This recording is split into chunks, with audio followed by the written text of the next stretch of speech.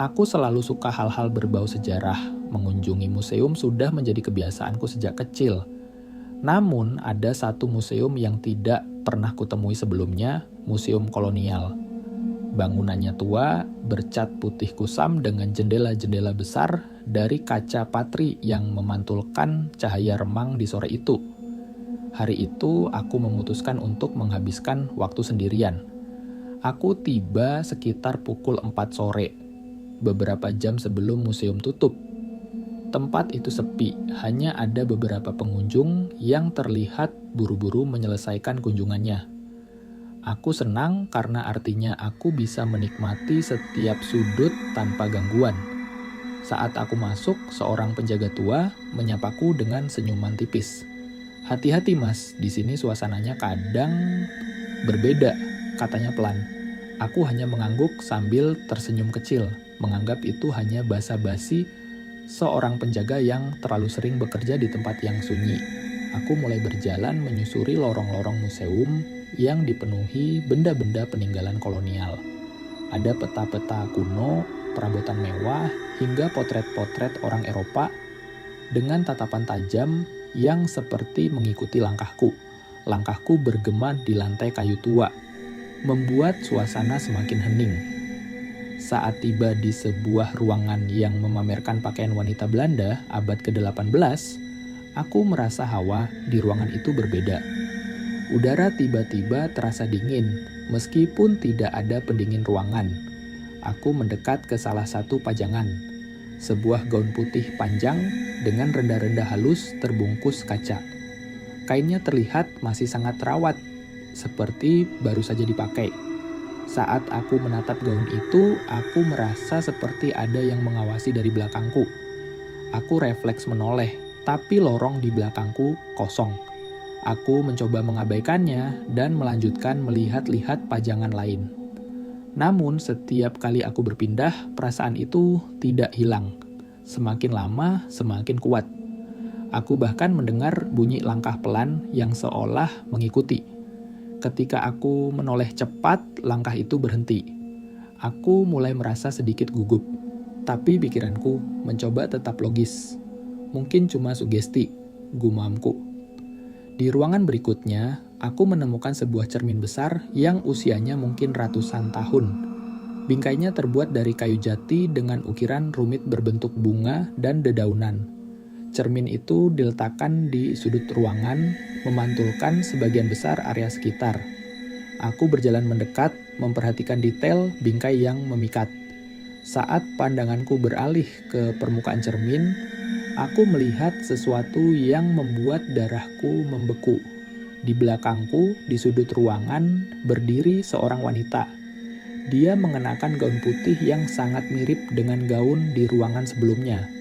Rambutnya pirang keemasan, tersisir rapi, dan dia memakai topi kecil dengan bulu di atasnya. Wajahnya pucat dengan mata biru yang kosong menatap lurus ke arahku. Jantungku berdegup kencang. Aku langsung berbalik, tapi tidak ada siapapun di sana. Hanya ruangan kosong dengan pajangan. Aku menatap cermin lagi, dan wanita itu masih ada di sana, berdiri di sudut yang sama. Tuhan, aku berbisik pelan sambil mundur beberapa langkah. Wanita itu mulai bergerak. Perlahan, dia melangkah mendekat, tapi hanya di cermin. Aku tidak mendengar suara langkahnya. Tubuhku kaku dan aku tidak bisa mengalihkan pandangan darinya. Wajahnya berubah. Dari datar menjadi muram, lalu senyum lebar yang tidak wajar. Matanya menatapku seolah mencoba menyelami jiwaku. Aku berlari keluar dari ruangan itu, napasku terengah-engah. Aku mencoba menenangkan diriku sambil berjalan cepat menuju aula utama.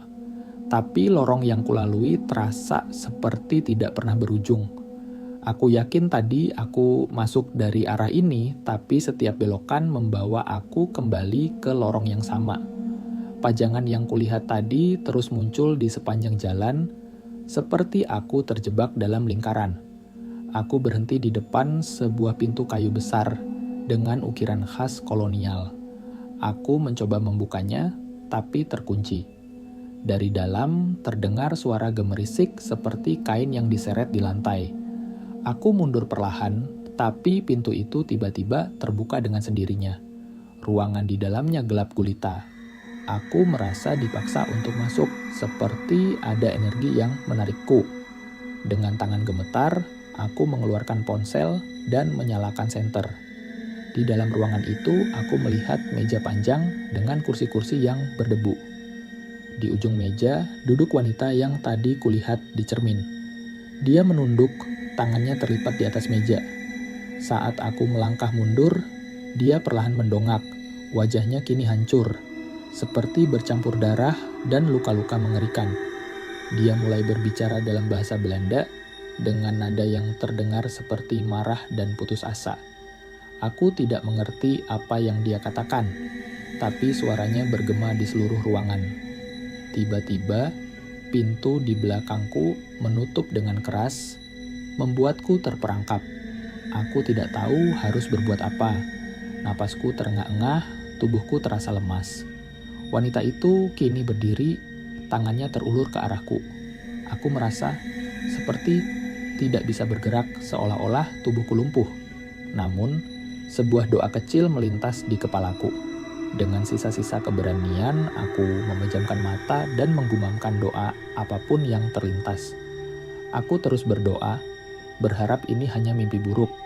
Tiba-tiba aku merasa seperti disentakan keluar dari ruangan itu. Aku jatuh terduduk di lantai aula utama dengan tubuh penuh keringat dingin. Penjaga tua tadi berdiri di depanku menatapku dengan tatapan serius. "Mas baik-baik saja?"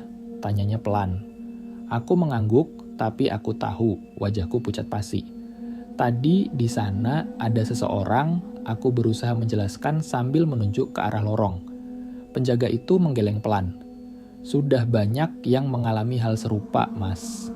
Itu sebabnya kami selalu bilang, hati-hati. Museum ini menyimpan lebih dari sekadar sejarah." Aku tidak menjawab. Dengan tangan gemetar, aku mengambil tasku dan segera pergi. Saat melangkah keluar, aku merasa seperti ada yang mengawasi dari balik jendela-jendela besar itu. Aku menoleh dan di salah satu kaca patri, samar-samar aku melihat bayangan wanita itu berdiri menatapku dengan senyuman kecil yang menyeramkan. Sejak hari itu, aku bersumpah tidak akan pernah kembali ke museum kolonial. Namun, bayangan wanita itu kadang muncul di mimpiku, memanggilku kembali ke tempat yang seharusnya kutinggalkan.